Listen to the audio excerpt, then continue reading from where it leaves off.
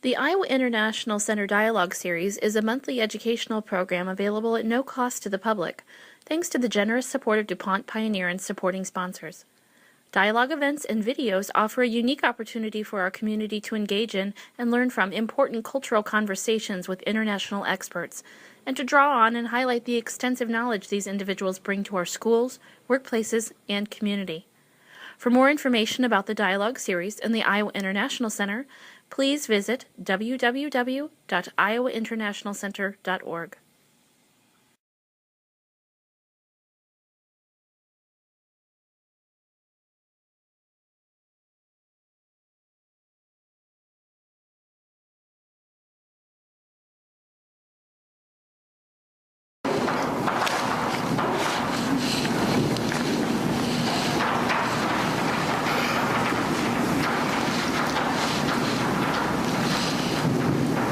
Iowa and Iowans are particularly blessed with an abundance of natural resources, and I think also a giftedness for growing things.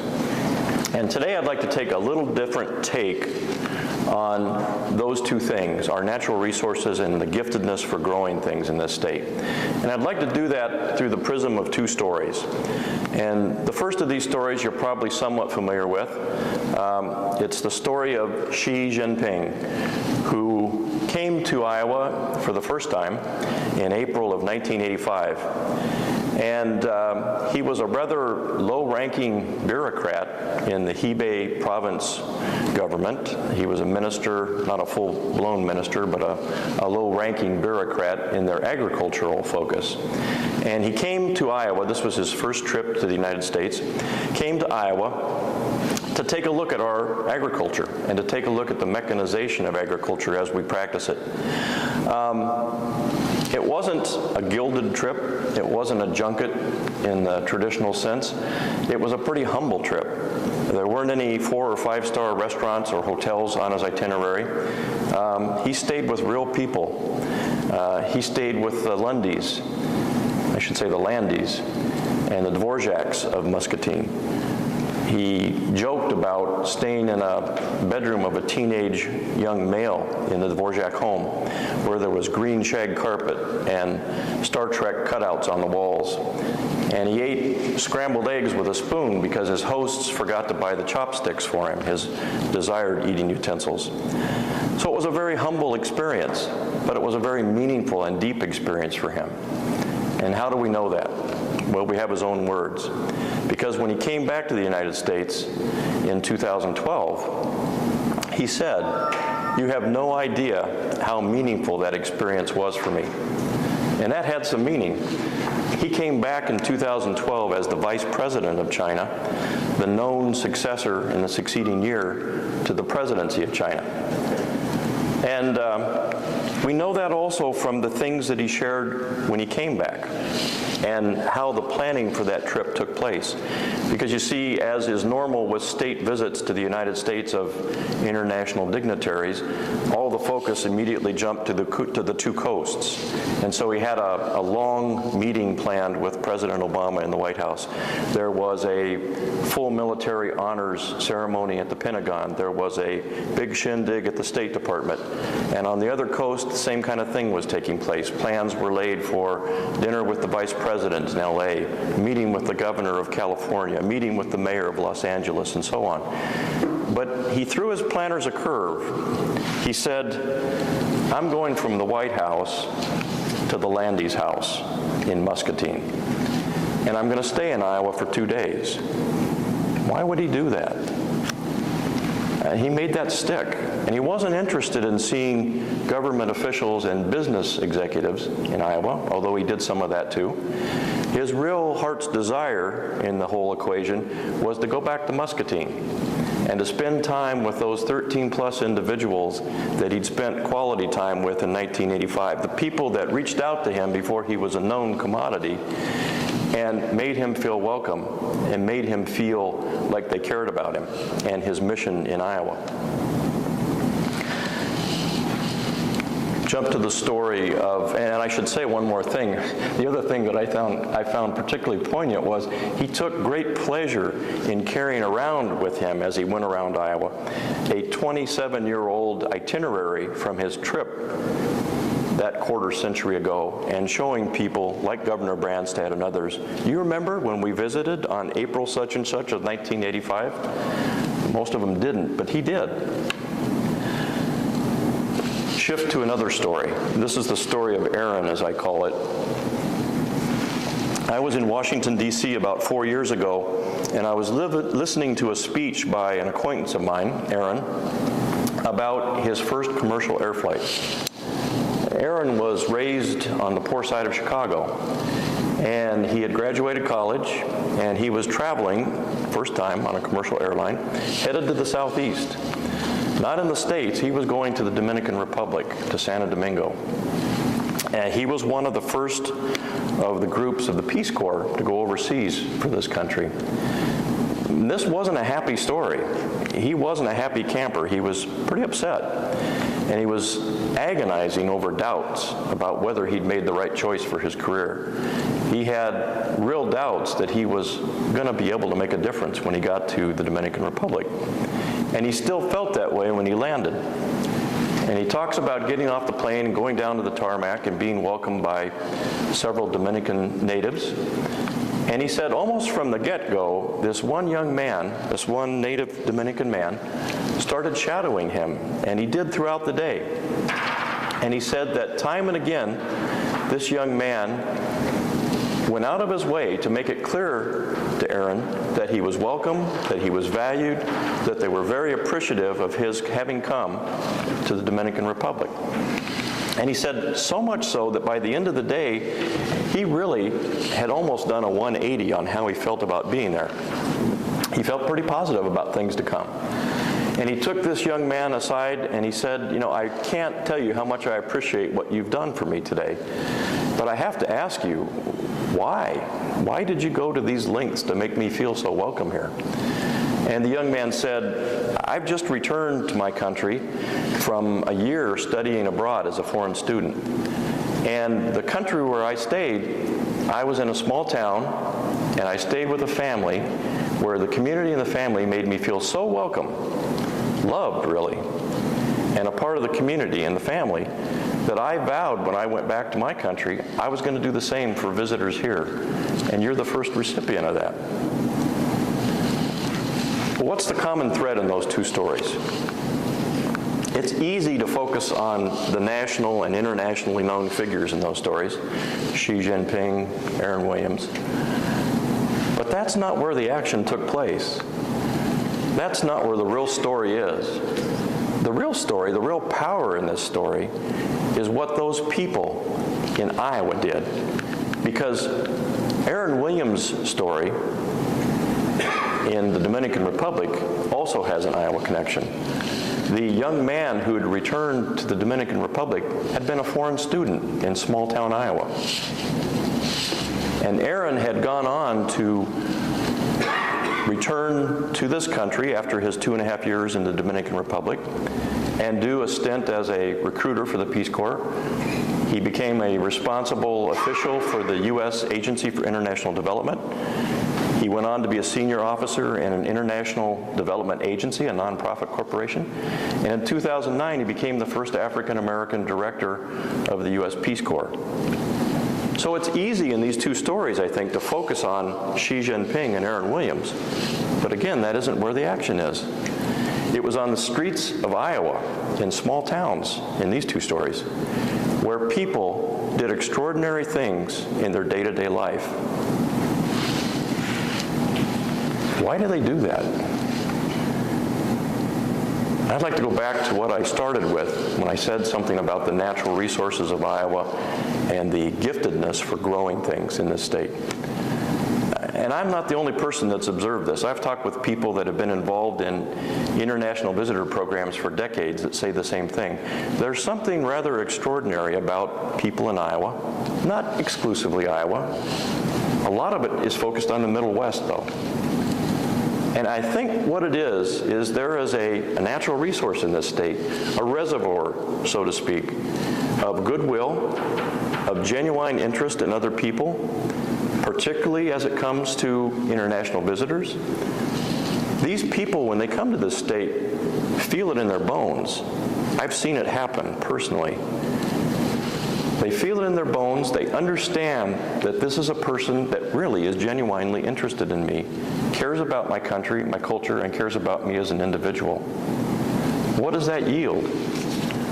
What's the crop, so to speak, that comes from that natural resource? It's friendships. It's relationships in the international sector. There are extraordinary friendships and relationships that develop in the context of these visits. And I know that firsthand. I've experienced it. And I've experienced it in some of the most poignant parts of the world. Most notably for me, the Middle East, and more recently in Pakistan. So what? Why am I troubling you with this? I know you all read the newspapers, and I know you all know the kind of issues we're confronting in the world today. There are some significant international misunderstandings. There is some significant potential for conflict. I truly believe, based on the experience I've had, the history I've read with regard to this state, and what I've heard others engaged in this business for decades say, that one of the most important tools we have to combat national and international misunderstanding and the potential for international conflict is citizen diplomacy, person-to-person contact between individuals of different cultures and different countries. How do we know that? As I said, I've experienced that in two very poignant areas, in Pakistan and the Middle East. We've brought a lot of young business people from the Middle East to Iowa in recent years in international exchange programs. We've fallen in love with each other. I didn't expect that. I didn't really want to be involved in that. I've gone to Pakistan and gone at a time of heightened tensions between the two countries. It was in the middle of the Raymond Davis event that some of you may remember in the spring or late winter of 2011, where the alleged CIA agent had shot and killed 2 Pakistanis on the streets of Lahore, Pakistan. Terrible tension. Everybody was saying they hate us. Don't go there. Absolutely untrue. Everywhere I went, and we went several places, we weren't just located in one place. I was welcome to tea. I was welcome to genuine discussion. We shared things about families. The most poignant experience of the whole trip, we traveled about 2.5 hours to the village where another Des Moines native had done his Peace Corps work, and he was on this trip as well. A town or a small village called Badoki in Pakistan. And as soon as we came on the scene, we were very near the place where he had lived as a Peace Corps volunteer.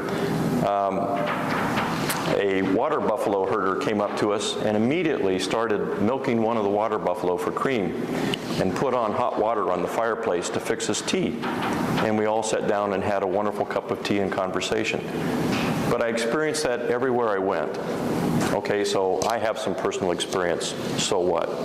Is there other evidence that citizen diplomacy and this kind of international exchange has meaning to combat international misunderstanding? And if you take a look at Iowa history, it's replete with examples of just that. All you have to do is remember the experience of Roswell Garst and the friendship he struck with Nikita Khrushchev in the late 50s. Nikita Khrushchev, at the height of the Cold War, came to Iowa, and where did he go? Roswell Garst's farm. He never could understand quite what motivated that guy. And not too long ago, we had a 50-year celebration of that event, and his son actually was here and read from the diaries that Nikita Khrushchev had kept at the time. He never could figure out what this guy was up to, but it had an impact on him, and it created some creative doubt about his presumptions of Americans and the United States, and it was an important creative doubt. You can look to the experience that we just talked about with President Xi coming and visiting Muscatine. Those are two of the most significant enemies the United States has had in decades recent. You can look at the experience of Yamanashi in Japan. Not a lot of people know this story, I think, but in the late 50s, two hurricanes struck the Japanese islands and wiped out their hog population. What happened? Farmers from Iowa put together 36 hogs, and the Air Force airlifted those hogs to Japan. And today, the vast majority of the hog population in the Japanese islands has direct descendants back to those 36 hogs that went over from Iowa.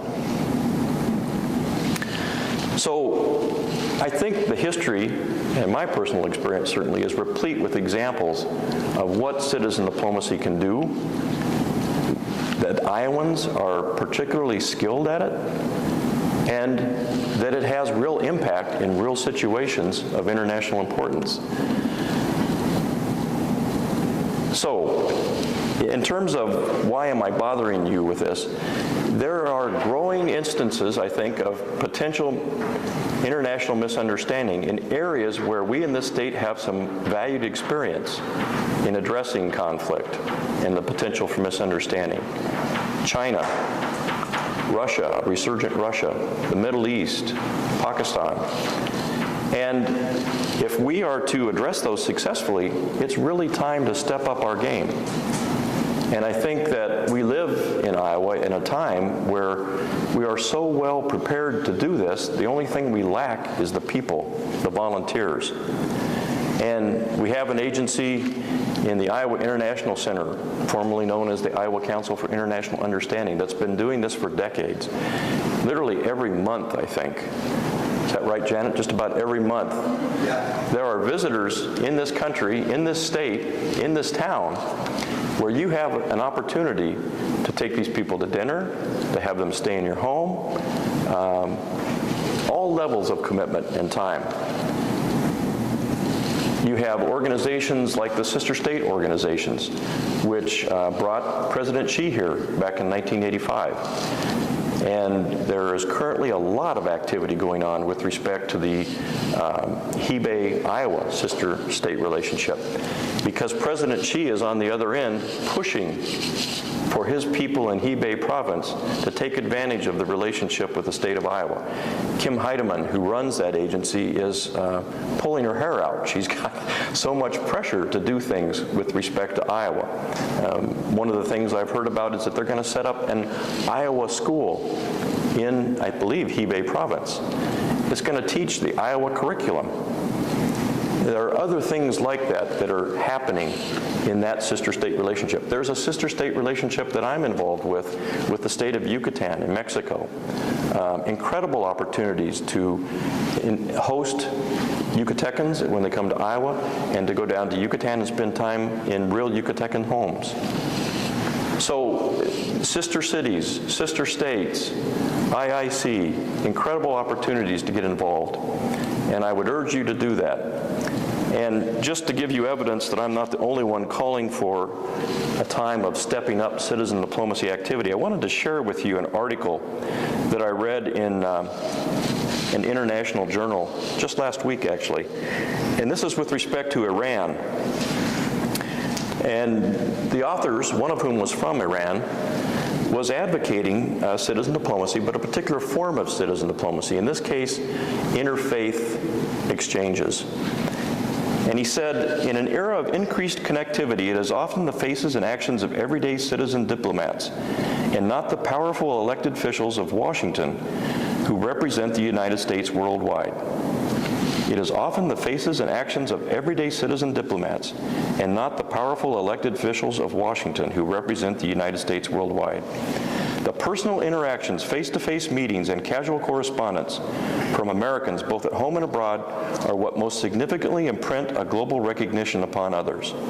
It is through these citizen-to-citizen relationships that minds and attitudes are changed, the authenticity and integrity that are established, and that exchanges become productive dialogues that move a conversation forward.